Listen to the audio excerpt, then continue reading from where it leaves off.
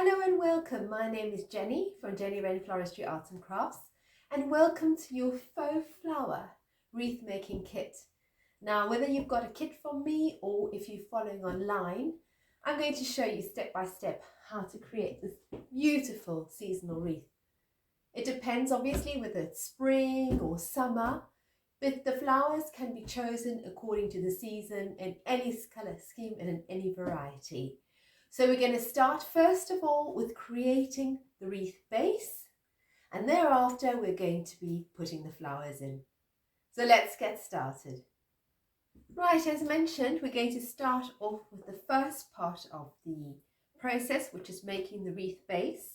And we're going to need the following. We're obviously going to need our material, which I have given you. I'd like you to separate the willow, which looks like this. And then you've got a bundle, which is ivy, mostly ivy and other few twigs. It could be that you have a bit of birch, or you've got anything that is a vine material. That needs to be separate. You need some form of measuring a ruler, because we're going to make this one 12 inches or 30 centimeters. And then you're going to need your reel wire, your wire of reel. I don't know how they say it, reel wire, that's how I know it. Or you can use a cable tie to do the initial fastening, but I'm just going to use the wire. Okay, so what I'd like you to do is I'd like you to gather up a bunch of material, as I mentioned, without the willow. Okay, and we're going to fashion our circle. All right. So what we're going to do is just take it from the base, and we're just going to cross it over the top like so. And as you can see, that makes a perfect circle. I'd like you to pick up, please, your ruler and then just measure it. And if it's too small, you can just let it out slightly at the top, which this is. Okay. Bit more, and like so. That's perfect. I just want to show you here the importance of getting your dimensions right. So when you first start measuring your base, you must bear in mind that once you have finished the wreath, it is going to be substantially bigger. So for argument's sake, this is a slightly smaller wreath, and if you look at the diameter, it is 10 inches. Not sure the centimeters. Let's look over here. So that's like 25 centimeters. And it makes a wreath probably in diameter of, well, probably about 35 centimeters, and in inches, probably about 13 to 14. So bear that in mind. It might be a good idea now to go and measure your door and see what size you want.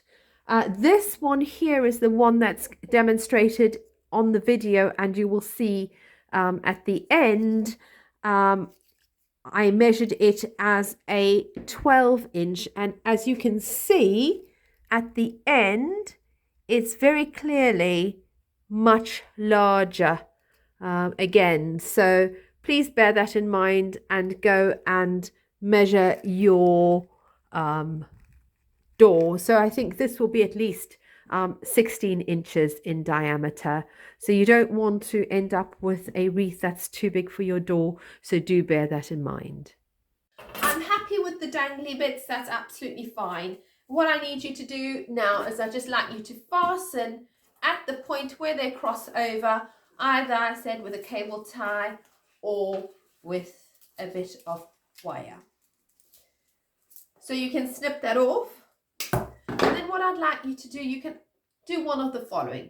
You can either just weave the rest of these little extra bits through, like so.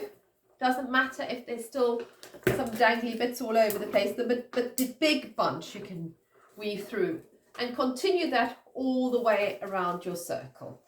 You sort of can pop them in between the vine there. Don't worry, because what we're going to do is we're going to take the real wire and bind it around, as well as also use the willow to fix these wandering or excess stems over, so it looks more like a circle. Right. Okay, so what I've done is I've just fastened at another point, and the next thing I'm going to do is I'm going to take a willow and I'm going to use the butt of the willow, and I'm simply going to thread it through the vine material here, and I'm going to put my hand through and I'm going to bring it towards me, and I'm just going to take it around the base that we've made, the circle shape that we've made. And what it's going to do, it's going to strengthen it, and it's also going to sort of fasten down all these wild bits that are not perfectly flat onto the wreath itself. I should have given you between 3 and 5 stems of willow, depending on how big your wreath base is going to be, so you can just use them all up. Don't worry if it's absolutely not perfect, a perfect shape. We can manipulate it. The material that I've given you, or if you foraged some, should be fairly soft. And now, as you can see, there's still a few wild bits over. You can take your wire and you can just go around the base of your wreath. Doesn't need to be too tight, because what will happen is this will also act as a kind of fixing for your faux flowers when you thread them through. Any sort of really sort of tough bits, you can just snip off. Mind the flying pieces. That bit can come down there. And I don't like that bit there. Can be quite tough. Maybe you should have some secateurs, but oh glory, that one ended up who knows where. Okay, once you're happy with the security of your wreath base, you can quite safely go and clip off any bits that are sticking out, because we do want any rogue stems and stuff to be flush with the actual wreath base. So you should be able to get a nice finish. Right, I just want to explain to you why we make the wreath base in this manner. If you have or interested in making any of my Christmas wreaths or any other wreaths, you would normally be making a willow wreath base, in other words, all out of willow. And if you notice, when we make a willow base, the weave is really, really close together. And what we normally do is we take a bunch and then we bind it on, take another, overlap it, put another bunch on and wind it off, and so on and so on. However, we are needing to actually use the base to actually slip the flowers in. And you wouldn't be able, we get a flower here, will it be very, very, very difficult to actually try and, you can see, really put the flower in. And also we want to be able to put the flower not only on the top, we want to be able to put it on either side. Now, if you've seen a lot of the faux flower wreaths, perhaps you've seen in a tutorial online, they normally use a grapevine wreath. Now, there are vines here in the UK. Funny enough, I've just got one down the road, but they're not too happy for us to clip them, so they're not that readily available. So the next best thing is, of course, to use ivy, which grows rampantly all over the place, and this works a treat. So now, if you look at the difference, we've created a beautiful base that we can so easily push the flowers through on the top, to the side, and it's just going to create a perfect base on which to create our faux flower wreath. Super! Now we're on to the next part. Our wreath is ready, and I'd like you to get out your silk flowers. faux flowers, whatever you want to call them. And what you need now is a pair of nippers. The faux flowers generally have a wire. So your scissors, if they're your dressmaking scissors or your kitchen scissors, they won't work very well after you've cut through all these faux flowers. So I really suggest you get some nippers. And what I'd like you to do is the following. When you cut them, you'll get them in various bunches. I'd like you to get the greenery and push it right up to the top and then just snip them down. Now, I would say if you're going to snip them down about that sort of size, it needs to be not too long because you don't want them coming out the other side, but it needs to be long enough so they're going to remain secure in the wreath. Obviously, you don't want them too short.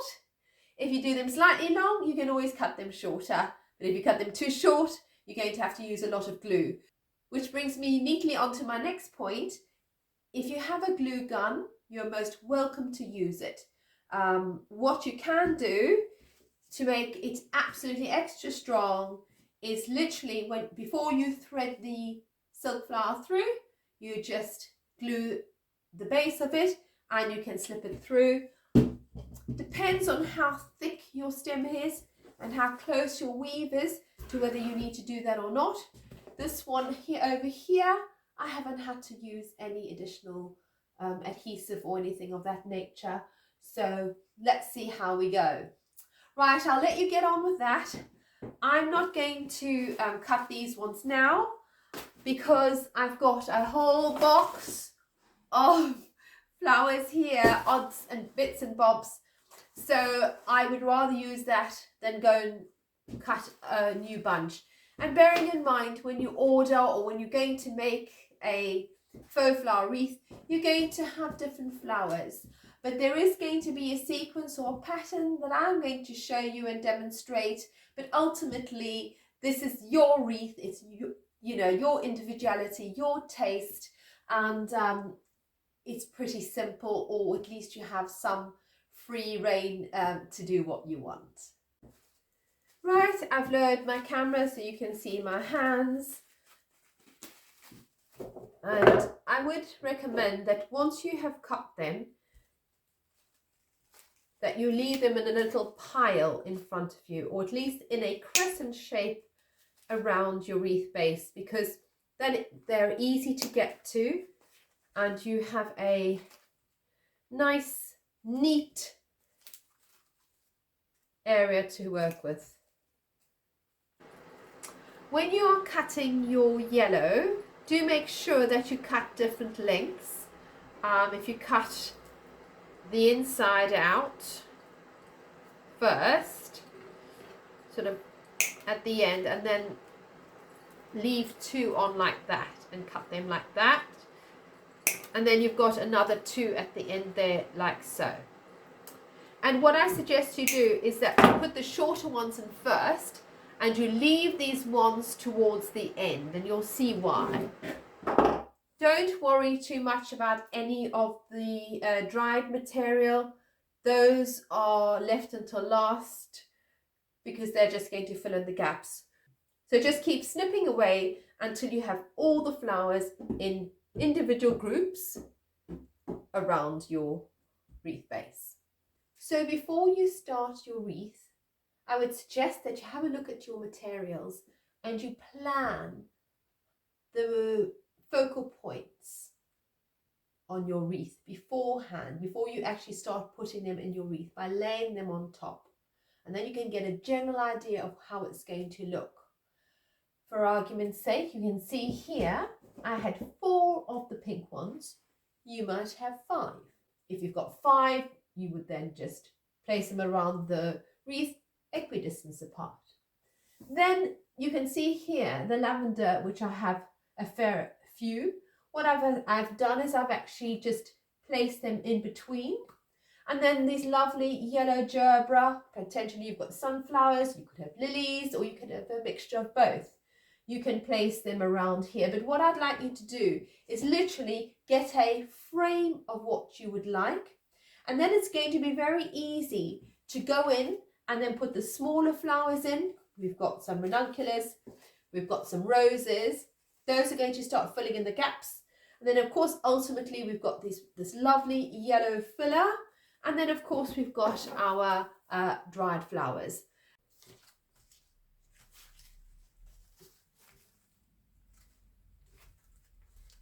So just see if it's going to work or not.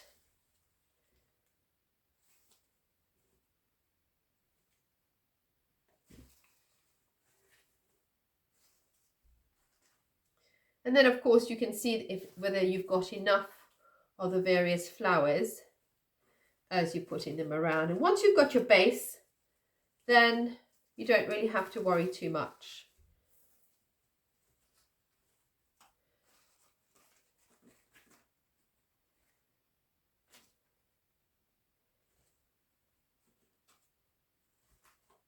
Yep, I'm happy with that.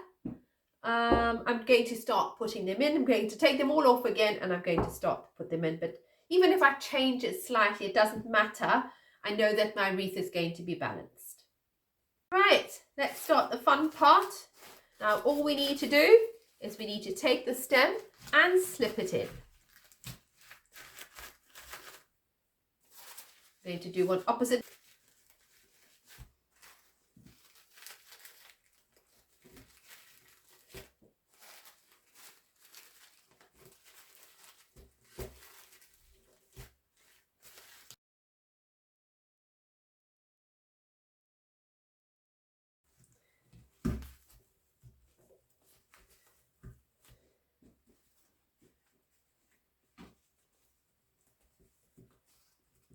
You might have to lift up a bit of the wire, and that's why it's really good that the wire is on here as well, because that also acts as a stabilizer for the flowers themselves. So these ones here can be up when we start going around the sides. Then we can start putting the flowers at a different angle.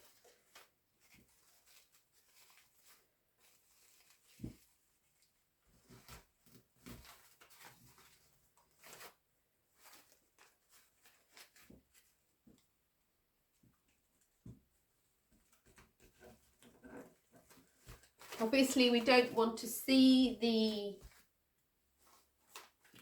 base, but you'll be amazed how quickly it is covered. Oop, realize this one's the wrong way, but it's no problem. Just turn it round. The great thing about having the greenery up against the flower is that it covers the base as well, because at the end you really don't want to see the base, because this is an all-round wreath arrangement. And another thing, as I said to you earlier on, it doesn't really matter if you want to move them. It's very, very simple. You just take the wire out and you simply move it up. So that's what's really great. I wouldn't recommend you gluing anything right until the end, until you know exactly what you're doing. And I think that's really covered quite nicely. Now what we need to do is start going in between them and filling out both sides of the wreath base. So what I normally do is I normally do them in between, and then I just push them in at an angle. So they don't go straight up, they go in an angle the same way as the other flowers.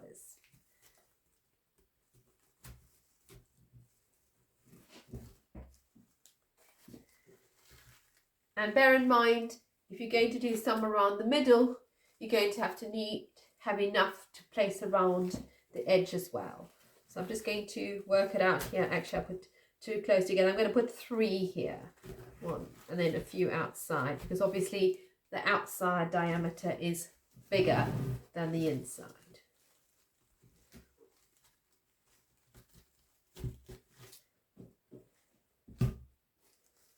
And then when I put them on the outside, I've got 2 in the middle here. I'll put them in between that. So yeah, I would say it's quite systematic, this. You obviously can just do, you know, anywhere you feel like it, but you won't really get a balanced finish. But, you know, flowers grow wildly in the garden. It is nature after all. There's no hard and fast, my favorite, there's no hard and fast rules. But, you know, there is technique, but it ultimately is not going to affect the overall look. As long as it's full and you don't have too many gaps and it's balanced, that should be absolutely fine. Now I'm going to go in with my smaller flowers, perhaps my ranunculus, perhaps my roses, and I'm going to put some on the inside and some on the outside as well.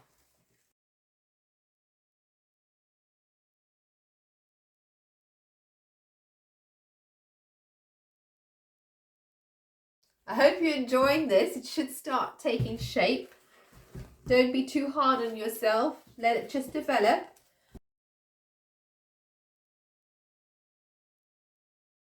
It's also good to put it up against the wall and to see what it's going to look like on the wall, obviously. And if some of the flowers are not secure, then potentially now is the time you would glue gun them in. But if necessary, you can always get a bit of wire and wire them in.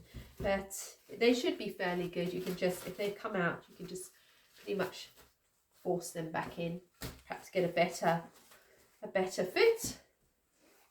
Yep, happy with that.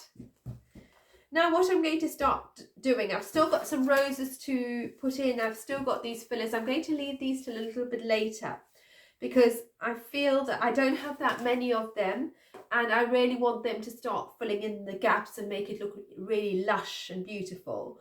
So I'm going to go now with the yellow, and I'm just going to start filling in with that now.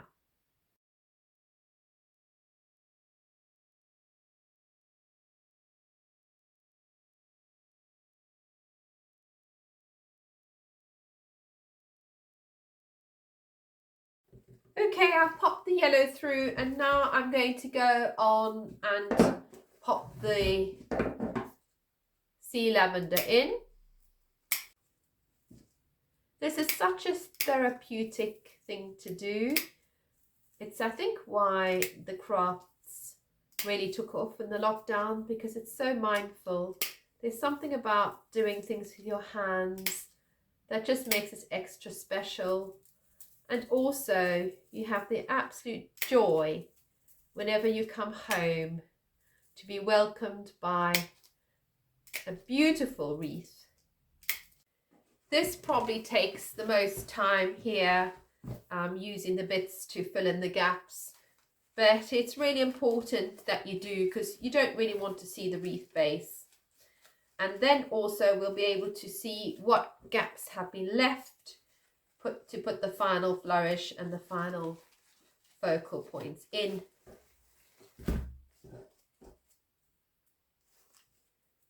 So keep going. Right, I feel that's fairly full. I still have some left and I can continue that a little bit later. I want to start putting in I don't have as many as these, but this is not a problem because I can now start putting them in where they're going to be noticed. So I'll put these ones on the inside, I feel.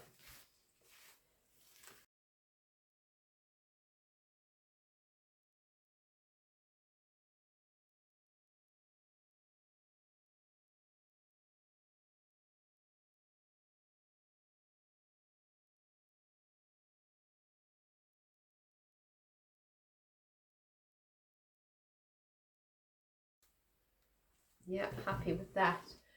I've got this lovely little daisies, or as I say, a little filler like this, and they're going to look just sweet, just sticking out their little heads.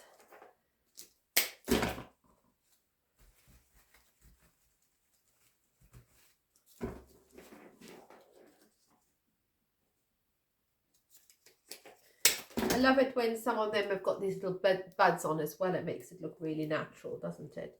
And just a point here as well, I've cut this one by mistake. And if you need to, you don't worry about it because you've actually got some wire left over here, and you can just get a little bit of the real wire and just wind it back on and then recut it. So for argument's sake, here, got a little bit of wire, not going to see it. You can just literally wind it around. So don't, hopefully you haven't thrown them all away, but if you have, go and rescue them from the bin and then get your snippers and just cut it off.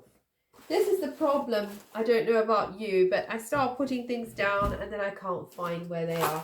That's why I say in the beginning, have your sort of semicircle around you, because before you know it, I have lost so many pairs of scissors that have ended up in the rubbish bin. Anyway, I'm gonna, yeah, well, those were, it wasn't too thick, so I was able to do that. But there we go. That's perfect.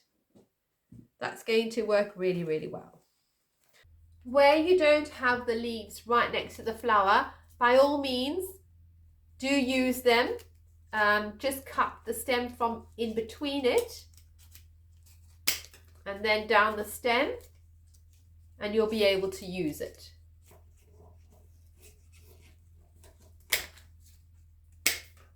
There we go. You'll be able to use that as well. I may have included some grasses, but if you don't like it, you don't have to put it in. Also, if it's autumnal, you might have some beautiful cones, or you might have some kind of pod or something like that. That's entirely up to you if you want to put this in. I've started putting them in at the end now, and it really creates much more texture, and if you have everything the same length, it's really flat, so it creates a much more you know, textural and contrasting wreath, and that makes it look a lot more natural. So since I'm going to pop it on the wall now to do the finishing touches, it's a good idea to show you how to make a bow for your wreath. If you want to do it on have it with a bow, or you just want the ribbon.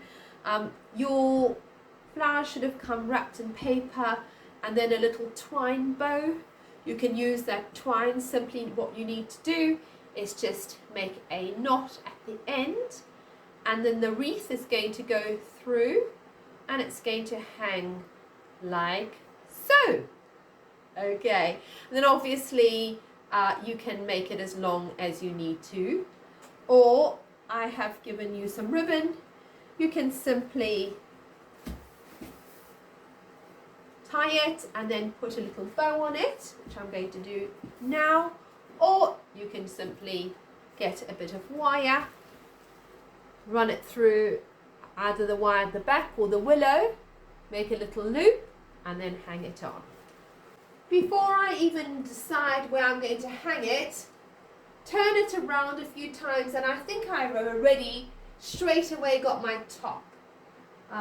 You'll find that you have a natural sort of, you know, and if you can't see it, put it against the wall, turn it, and ask somebody else in the house to help, your husband or your kids or whatever.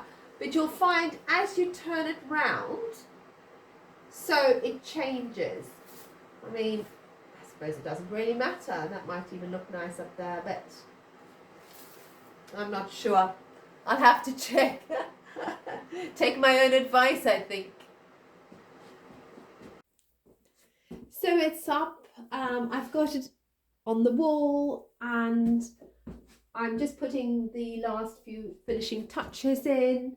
I think what's great about this wreath making is that if you're getting tired or you're not sure, go and walk away and come back at a later stage, because sometimes it's really good to get a bit of a distance from something, and I quite often do that. So essentially I can do a wreath and then I'm not happy with it and I think don't do anything drastic, just walk away. And when you come back, you come back with fresh eyes, and actually I'm going, oh wow, that is really nice. But I can see, obviously me standing, I can see there's a gap there, so I'm just going to pop some more filler in the gaps, because obviously when it's on the door, that's when you can see all the extra bits. Some fancy people have these stands. At some point I should probably get one, but I think this is okay.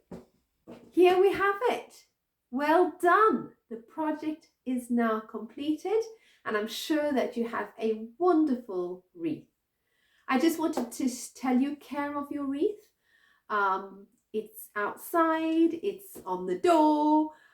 If you want to protect it for next year, then by all means dust it off with a hairdryer or your silk flowers with a damp cloth, with a little bit of detergent on the cloth, and then let it dry. Don't put it away wet, because otherwise it will get moldy, but just pack it in a probably some like a bag or something with some packaging around it so the flowers don't get crushed, and then just put it away and then you can bring it out for next year. Yeah, that's it. I hope you enjoyed watching the tutorial. I hope you learned something.